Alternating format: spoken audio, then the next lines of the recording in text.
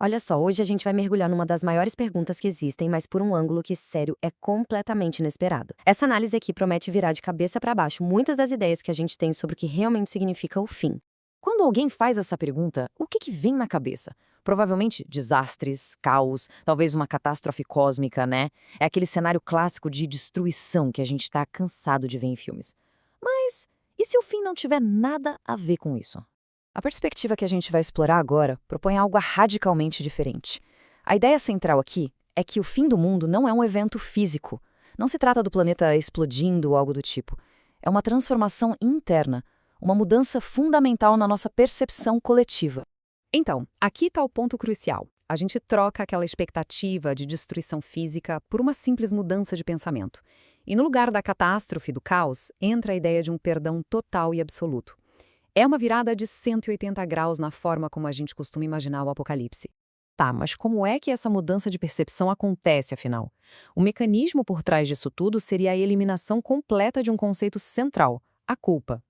O fim do mundo é, na essência, o fim da culpa. E aí que entra um conceito-chave chamado ilusão de misericórdia. A ideia é que o mundo, que teria começado como uma ilusão de separação, termina com uma outra ilusão, a de união. Esse perdão total funciona como um véu, sabe, que cobre todos os erros e prepara a mente para uma realidade totalmente nova. A gente precisa entender a escala dessa transformação. Ela é imensa. Não é um perdão parcial, um perdãozinho aqui e ali. É um que abrange absolutamente tudo, sem nenhuma exceção. E o propósito final? Dissolver a base da culpa de uma vez por todas. O poder que se dá ao perdão aqui é impressionante. A ideia é que perdoar um único erro, mas perdoar perfeitamente de verdade, é a mesma coisa que perdoar todos os erros. Por quê?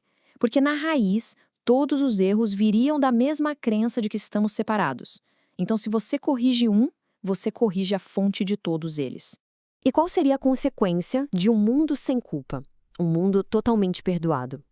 Bem, de acordo com essa linha de pensamento, ele simplesmente perde a sua razão de ser.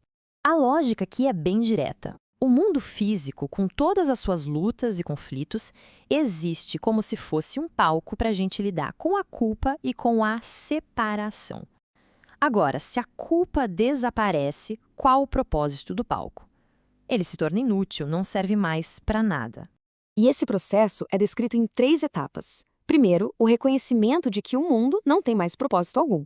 Segundo, a mente pega essas percepções ilusórias e as leva até a verdade, ou seja, até uma consciência de unidade que está além da ilusão. E terceiro, como essa verdade não reconhece o que é falso, o mundo simplesmente se desvanece da nossa percepção. Agora vamos falar sobre como seria sentir essa mudança. Porque não é um processo mecânico, frio, é uma inversão completa da nossa experiência de vida. É ir do sofrimento direto para a alegria. A transformação é total. Tudo aquilo que definia a experiência no mundo, a dor, o conflito, as lágrimas, é completamente invertido, dando lugar à alegria, à paz e ao riso. Essa visão é quase poética, né? E resume bem a beleza dessa inversão. O fim não é uma tragédia, mas sim a resolução feliz de uma. A alegria substitui a tristeza, a paz substitui a guerra, é a conclusão mais lógica para uma história de sofrimento. Então, vamos amarrar tudo isso. O que essa perspectiva toda realmente significa? No fundo, não estamos falando de um final, mas de um despertar. E aqui, a gente chega na conclusão talvez mais impactante de todas. Se a culpa é a raiz do medo, então um mundo sem culpa é, por definição, um mundo sem medo. O fim do mundo é, na verdade, a libertação final do medo. Resumindo, não é um evento externo, mas uma mudança interna. Não é violento, mas sim gentil. Acontece quando a causa do sofrimento, a culpa, é eliminada. E a experiência é como finalmente acordar de um pesadelo que parecia muito real. E assim, a gente termina com uma pergunta para refletir.